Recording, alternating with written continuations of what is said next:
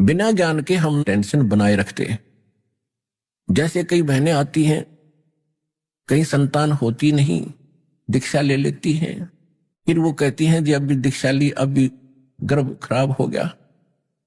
तो आश्वासन देते हैं बेटी भगवान पर विश्वास रखो, फिर करेंगे, कभी अवश्य सुनते हैं, एक दिन सुनते। तो परमात्मा अपने हिसाब से करता है। कोई ऐसी संतान आनी हो जो आगे दुख दे। जैसे एक लड़का विवाह हुआ बच्चे का, एक संतान हुई, लड़का मर गया। उसका इतना संस्कार था उस माता पिता के साथ, क्या लाभ हुआ उसको? कुछ दिनों के बाद वो पुत्र भी मर गया और वह उसकी पत्नी भी मर गई, माँ बाप दोनों शेष।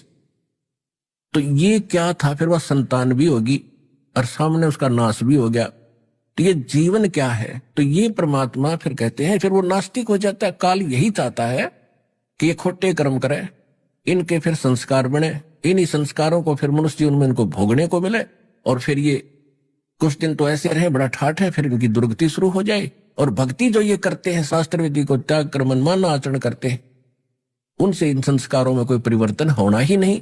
तो जिस कारण से ये अन्य भगवानों की, अन्य साधनाओं से भक्ति करते हुए भी इनको दुख ज्यों का त्यों रहेगा, और फिर कुछ दिनों में ये नास्तिक हो जाएंगे।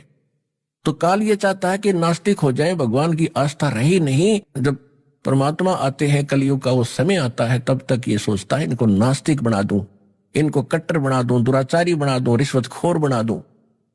और वो आप देख ही रहे हो, अब क्या बन गए हम। अब अभी 50 साल के इधर, 50-60 साल के इधर कितनी गिरावट आ गई इंसानियत के अंदर, कितनी हवस बढ़ गई माया की। और इसको हम सुख मानते हैं, कोठी बंगले बना लिए, बड़ी प्रोग्रेस कर ली।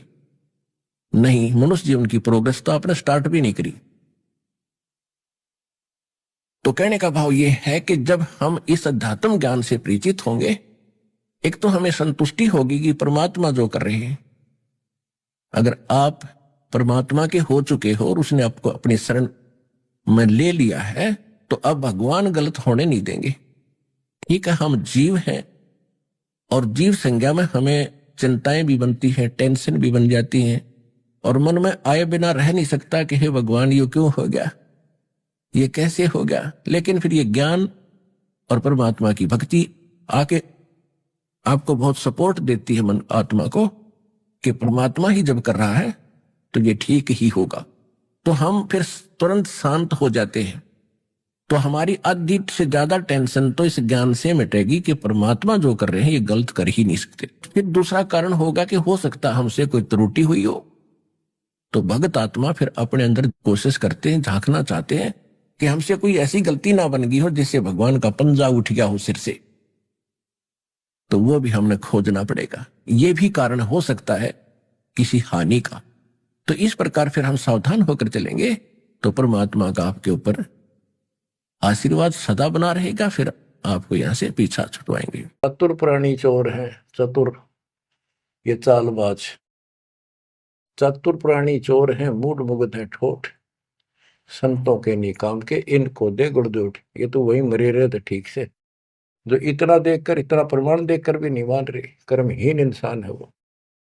गिरी मन मर्दी किस काम की, नहीं भक्ति बसावे, साधों की संगति नहीं, सो साकट सत भाई। जो पूरे संत की शरण में नहीं है, उसकी संगत नहीं करता, सत्संग नहीं सुनता, वो साकट समझिए। चाहे कितनी अच्छी आत्मा, उसको ज्ञान ही नहीं हो सकता। गरीब कनफुक का गुरु काले है, यम किंकर का दूत, गल में फांसी डाल कर पकड़ लीजिए भूत। गरीब झूठे गुरु को मत मिल, कौवा चाल को जाने, मान सरोवर बूझ ले हंसों के स्थान।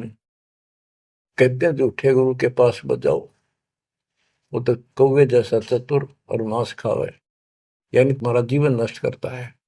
मान सरोवर बूझ ले हंसों के स्थान, यानी सत्संग जो सही ठीक सत्संग है, सच्चे बच्चे वहां जाते, वो है मानसरोवर। पृथ्वी पर कई मानसरोवर है, तो ये सतलोक आश्रम है, जहां भी मालिक का सत्संग होता है वो मानसरोवर है, और उसमें आने वाले सब हंस है। गरीब हंस दशा छानी नहीं, बाणी शब्द विलास, झूठे गुरु यो परखिए, ये पूजे ढाक पलाश। गरीब लिंग बनावे गारे का, बेलपत्र को तोड़े, या शिव की पूजा नहीं, लगी मोटी खोर। के शिवलिंग बना के पत्थर का या गारा का बना ले, कितने जहां भी ना अवेलेबल हो, कहती यह पूजा शिव जी की नहीं है। कि जिस अक्षर को शिव पढ़े, जिस नाम को जाप करे, वही अक्षर तू बाँच। गरीब जिस मंत्र को शिव जपे, वह अक्षर तू बाँच। सुरती सतनाम से लाई ये, झांझ पीठ बतनाच। गरीब सुख संवेद है पांचवा, जाको पढ़े न कोई। सुख संवेद संतों पढ़ा, आवागमन न होए। आवागमन जन्म मृत्यु फिर नहीं होगा। गरीब सूक्ष्म सुहंगम एक है, नहीं अक्षर की भूल। साकट को नहीं ठोड़े है, पांडे वो वसूल। गरीब राज द्वारे जाए, करिए बातें गरुड़ परेत। साहेब का सुमन नहीं, छूटेंगे किस हेत। गरीब राज द्वारे जाए, कर बातें गरुड़ परेत। साहेब का सुमरण नहीं, छूटेंगे किस हेत। कि परमात्मा की सच्ची भक्ति है नहीं, छूटेंगे कैसे। ये गुरुड़ बातें करें, गुरुड़ पुराण का पाठ करें, आप भी नरक में जाएंगे, और उनको मूर्ख बना रहे हुए भी नरक में जाएंगे, वो उनके यजमान है। गरीब पारायण करते फेरे हैं, घर घर बार गवारे। जीव मुक्ति क्यों होएंगे, आप नहीं दीदारे। कि ये अज्ञानी कख का पता नहीं, गुरुओं ने, ब्राह्मण लोग घर घर पारायण करते फिरे कि तुम्हारी मुक्ति हो जाएगी, पाठ कर दूंगा। गरीब सुखदेव पारायण किया, परीक्षित चढ़े विमान। सतगुरु साहीदार है, गए स्वर्ग स्थान। कि पारायण करनी भी अधिकारी थोड़े हैं तुम्हारे यहाँ पर। जैसे परीक्षित राजा को 7वें दिन सर्प ने काटना था, इसलिए गलती कर दी थी, ऋषि ने इसको श्राप दे दिया था। तो पृथ्वी पर कोई इनको ऋषि नहीं पाया जो पारायण कर दे, यानी पाठ करे, जिस तो उसकी बुद्धि यहां से हटके भगवान की तरफ लग जा। अब सुखदेव स्वर्ग से बुलाया, विमान में बैठ कर आया और 7 दिन कथा करी, जिसे श्री मद भागवत यानी सुधा सागर कहते हैं। श्री विष्णु जी की टोटल लीला उसने वह सुनाई। तो पहले राजा लोग बहुत धर्म किया करते थे, यज्ञ करते थे, दान करते थे, खूब लोगों को जमा करते थे, भोजन कराते थे, वो पुण्य था उसके पास। अंत समय में उस ज्ञान से उसकी आस्था स्वर्ग में लगी, क्योंकि उसको स्वर्ग तक का ज्ञान था सुखदेव को। और सुखदेव स्वर्ग से आया ही था, उसको पक्का विश्वास था कि ऊपर ऐसा सुख है। ये नकली सुख तो है, झूठे सुख को सुख का ये मान रहा बहुत।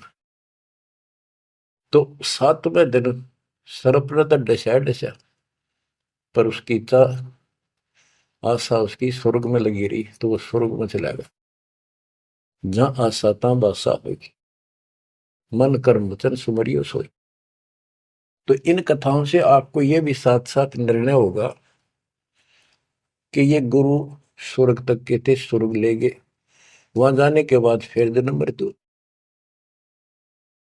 और हम कहां ले जाएंगे आपको, जब कभी फिर मृत्यु ना हो।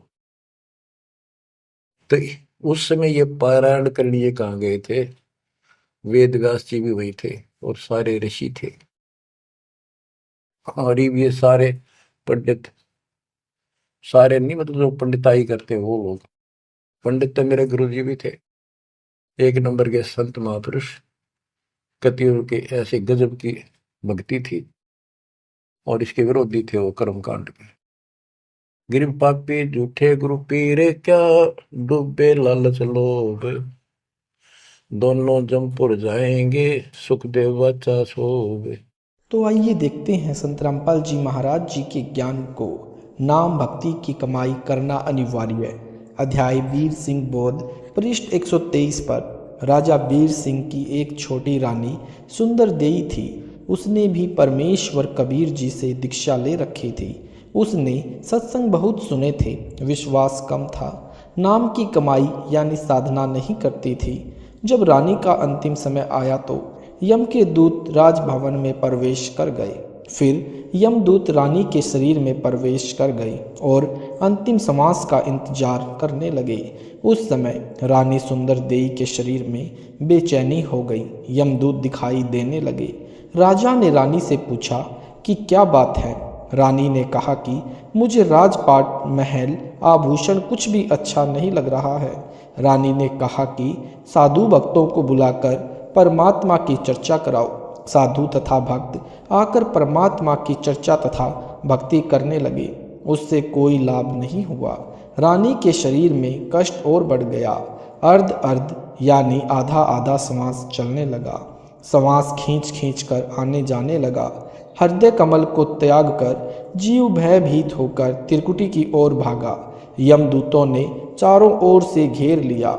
चारों यमदूतों ने जीव को घेर कर कहा कि आप चलो, हरि यानी प्रभु ने तुम्हें बुलाया है। तब रानी के जीव को सत्संग वचन याद आए।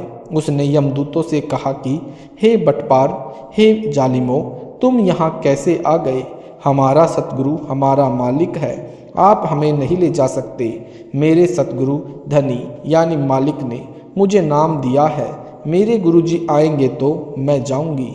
यह बात सुनकर यम के दूत बोले कि यदि आपका कोई खसम यानी धनी है तो उसको बुलाओ, नहीं तो हमारे साथ परमात्मा के दरबार में चलो। जीव ने कहा कि धरनी आकाश से नगर नियारा, तहां निवाजे धनी हमारा। अगम शब्द जब बाखे नाऊं, तब यम जीव के निकट नहीं आऊं। भावार्थ, पहले तो रानी को विश्वास नहीं हो रहा था कि जो सतगुरु जी सत्संग में ज्ञान सुना रहे हैं वह सत्य है। वह सोचती थी कि यह केवल कहानी है, क्योंकि सब नौकर नौकरानी आज्ञा मिलते ही दौड़े आते थे। मन मर्जी का खाना खाती थी, सुंदर वस्त्र आभूषण पहनती थी। उसने सोचा था कि ऐसे ही आनंद बना रहेगा। यह तो पूर्व जन्म की बैटरी चार्ज थी। वर्तमान में चार्जर मिला यानी नाम मिला तो चालू नहीं किया यानी साधना नहीं की। जब बैटरी की चार्जिंग समाप्त हो जाती है, बैटरी डाउन हो जाती है तो सर्व सुविधाएं बंद हो जाती है। फिर न पंखा चलता है न बल्ब जगता है, बटन दबाते रहो, कोई क्रिया नहीं होती। इसी प्रकार जीव का पूर्व जन्म की भक्ति का धन यानी चार्जिंग समाप्त हो जाती है तो सर्व सुविधाएं छीन ली जाती हैं। जीव को नरक में डाल दिया जाता है। तब उसको अक्ल आती है। उस समय वक्त हाथ से निकल चुका था। केवल पश्चाताप और रोना शेष रह जाता है। रानी सुंदर देई ने सत्संग सुन रखा था, पूर्ण सतगुरु से दीक्षा ले रखी थी, नाम की कमाई नहीं की थी। वह गुरुद्रोही नहीं हुई थी, गुरु निंदा नहीं करती थी। रानी ने सतगुरु को याद किया। हे सतगुरु, हे मेरे धनी, मेरे को यमदूतों ने घेर रखा है, मुझ दासी को छुड़वाओ। मैंने आपकी दीक्षा ले रखी है। आज मुझे पता चला कि ऐसी आपत्ति में न पति न पत्नी न बेटा बेटी भाई बहन राजा प्रजा कोई सहायक नहीं होता। रानी के जीव ने हृदय से सतगुरु को पुकारा। तुरंत सतगुरु कबीर जी वहां उपस्थित हुए। रानी ने दौड़कर सतगुरु देव जी के चरण लिए। उसी समय यमदूत भागकर हरि यानी धर्मराज के पास गए और बताया कि उसका सतगुरु आया तो वहां पर प्रकाश हो गया। जीव ने सत सुकृत नाम जपा था, उसको इतना ही याद था। इस कारण से उसको यमदूतों से छुड़वाया तथा पुण्य जीवन बढ़ाया। तब रानी ने दिल से भक्ति की।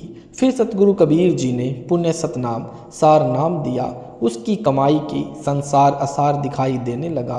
राजधन परिवार पराया दिखाई दे रहा था। जाने का समय निकट लग रहा था। इस कारण से रानी ने तन मन धन सतगुरु चरणों में समर्पित करके भक्ति की तो सत्यलोक में गई। वहां परमेश्वर ने रानी के जीव के सामने अपने ही दूसरे रूप सतगुरु से प्रश्न किया कि हे कड़ीहार यानी तारणहार, मेरे जीव को यमदूतों ने कैसे रोक लिया? सतगुरु रूप में कबीर जी ने कहा कि हे परमेश्वर, इसने दीक्षा लेकर भक्ति नहीं की, इस कारण से इसको यमदूतों ने घेर लिया था, मैंने छुड़वाया। परमेश्वर कबीर जी ने जीव से कहा कि आपने भक्ति क्यों नहीं की, सत्यलोक में कैसे आ गई। सिर नीचा करके जीव ने कहा कि पहले मुझे विश्वास नहीं था, फिर यमदूतों की यातना देखकर मुझे आपकी याद आई, आपका ज्ञान सत्य लगा, आपको पुकारा, आपने मेरी रक्षा की, फिर मेरे को वापस जीवन दिया गया। तब मैंने दिलो जान से आपकी भक्ति की, पूर्ण दीक्षा प्राप्त करके आपकी ही कृपा से, गुरु जी के सहयोग से मैं यहाँ आपके चरणों में पहुँच पाई हूँ।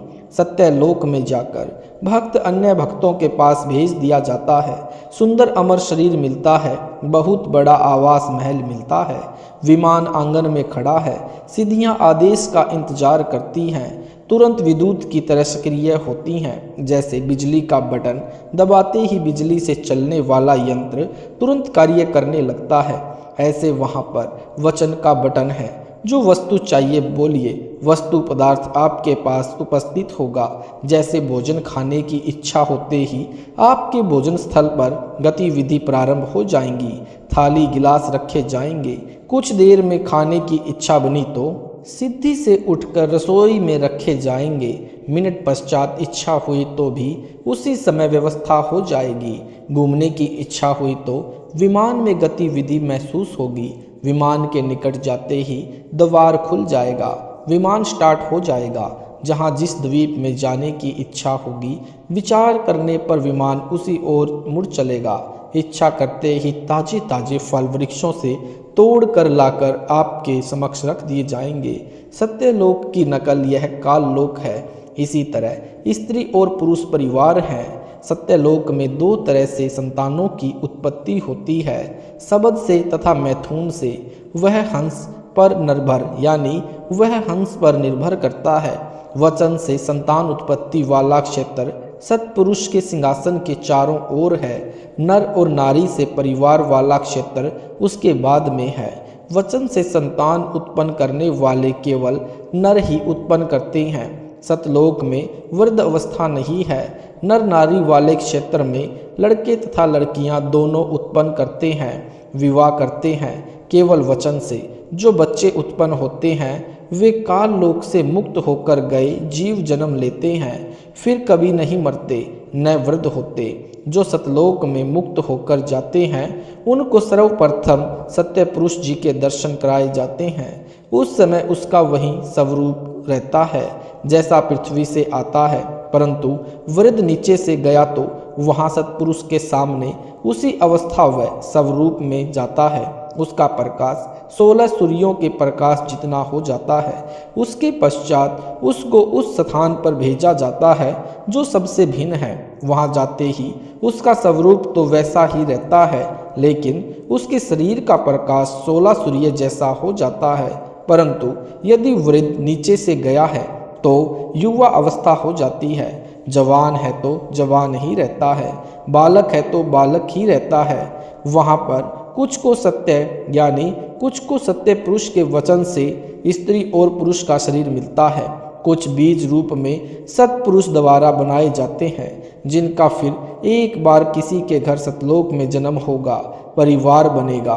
उस स्थान पर वे हंस एक बार जन्म लेंगे जो काल लोक तथा अक्षर लोक से मुक्त होकर जाते हैं, एकांत स्थान पर रखे जाते हैं। वे दोनों क्षेत्रों में जन्म लेते हैं, यानी वचन से उत्पन्न होने वाले तथा स्त्री पुरुष से जन्म लेने वाले में स्त्री और पुरुष से उत्पत्ति की औसत अधिक होती है। यह औसत 10/90 होती है। यह 10% वचन से उत्पत्ति, 90% विवाह रीति से उत्पत्ति होती है। सत्यलोक में स्त्री तथा नर के शरीर का प्रकाश 16 सूर्यों के प्रकाश के समान होता है। मिनी सतलोक मानसरोवर पहले है। वहाँ दोनों के शरीर का प्रकाश 4 सूर्यों के समान होता है। फिर आगे जाते हैं। जब परब्रह्म के लोक में बने अष्टकमल के पास पहुँचते हैं तो हंस तथा हंसनी यानी नर नारी के शरीर का प्रकाश 12 सूर्यों के प्रकाश के समान हो जाता है। फिर सत्यलोक में बनी भंवर गुफा में प्रत्येक के शरीर का प्रकाश 16 सूर्यों के समान हो जाता है। प्रमाण कबीर सागर अध्याय मोहम्मद बोध पृष्ठ 20, 21 तथा 22 पर 10 मुकामी रेखता पृष्ठ 21 से कुछ अंश लिखता हूँ।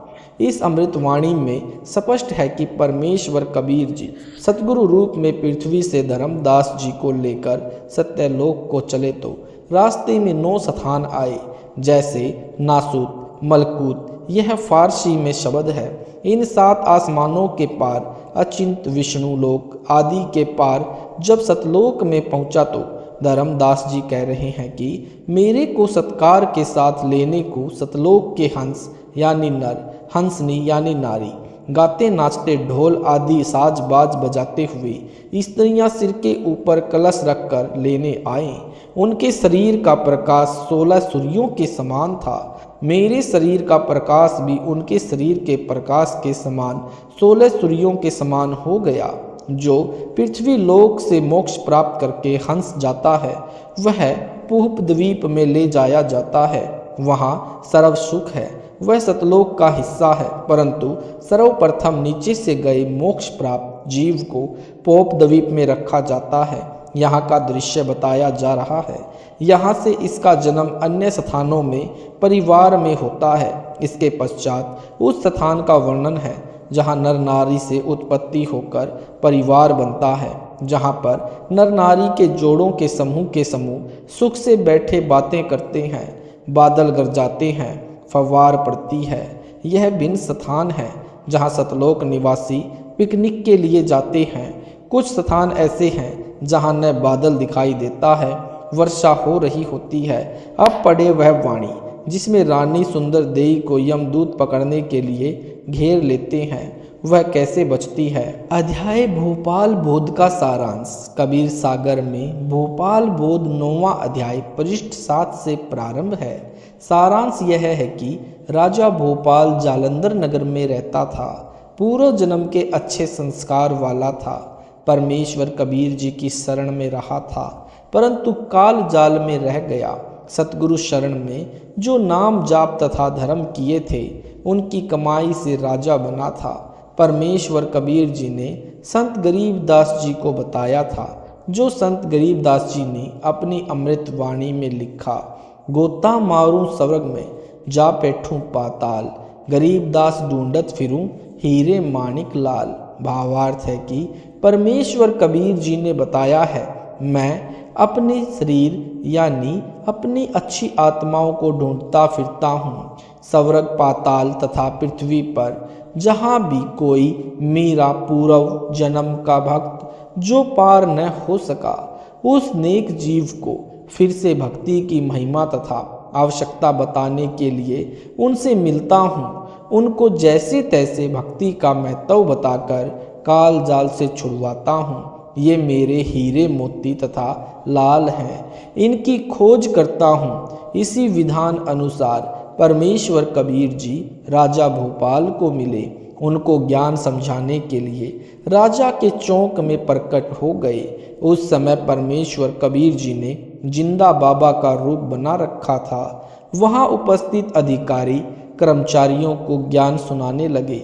उन्हें किसी ने ठग कहा, किसी ने जंत्र मंत्र करने वाला कहा। एक सिपाही संतरी ने राजा से कहा कि भक्ति ज्ञान बताना चाहता हूँ। राजा अपना अनमोल जीवन नष्ट कर रहा है। राजा को उनके गुरु ब्राह्मण ने बताया हुआ था कि वेदों में जो ज्ञान परमात्मा का लिखा है वह सत्य है। यदि कोई उसके विरुद्ध ज्ञान बताता है तो वह झूठा है, उसको दंडित किया जाना चाहिए। राजा ऐसे ही करता था, अपने गुरु ब्राह्मण को बुला लेता था और आने वाले संत से दोनों की ज्ञान चर्चा करवाता था। जो वेदों के विरुद्ध ज्ञान बताता था उसको दंडित करता था। ब्राह्मण को भी वेद ज्ञान नहीं था, परंतु राजा ने उसको विद्वान मान रखा था। परमेश्वर को ज्ञान था कि ज्ञान चर्चा का कोई लाभ नहीं होगा। राजा ने कहा कि ब्राह्मण को बुलाओ और ज्ञान चर्चा कराओ। ब्राह्मण जो कहे वैसा करो। परमेश्वर कबीर जी ने राजा की ड्यूटी को वचन से गिरा दिया। राजा को बताया गया कि वह संत जंत्र मंत्र जानता है, उसने ड्योढ़ी गिरा दी है। राजा क्रोध में होकर चला तो राजा का महल सोने का बना दिया। किवाड़ दीवार सब स्वर्ण के बन गए। राजा ने विवेक से काम लिया, जिंदा के चरण छुए और अपनी शरण में लेने की इच्छा व्यक्त की। परमेश्वर कबीर जी ने राजा को 2 घंटे ज्ञान दिया। संसार असार है, आप सदा राजा नहीं रहोगे। संसार छोड़कर जाओगे तो कहाँ जाओगे। राजा प्रभावित हुआ, प्रथम नाम लिया। सत्यलोक की महिमा सुनकर दर्शन की प्रबल इच्छा जाहिर की। राजा को सत्यलोक लेकर गए, वहाँ की शोभा दिखाई। राम कृष्ण ब्रह्मा शंकर जी की शक्ति आंखों दिखाई। नीचे लाए। राजा ने अपनी 9 रानियों को तथा अपने 50 पुत्रों तथा एक पुत्री को आंखों देखा विवरण सुनाया। परिवार के सर्व सदस्यों ने नाम लिया, मोक्ष करवाया। सत साहिब जी, आपने सुने संत रामपाल जी महाराज जी के विचार। वीडियो अच्छा लगा है तो वीडियो को लाइक करें, शेयर करें और हमारे चैनल को सब्सक्राइब जरूर करें।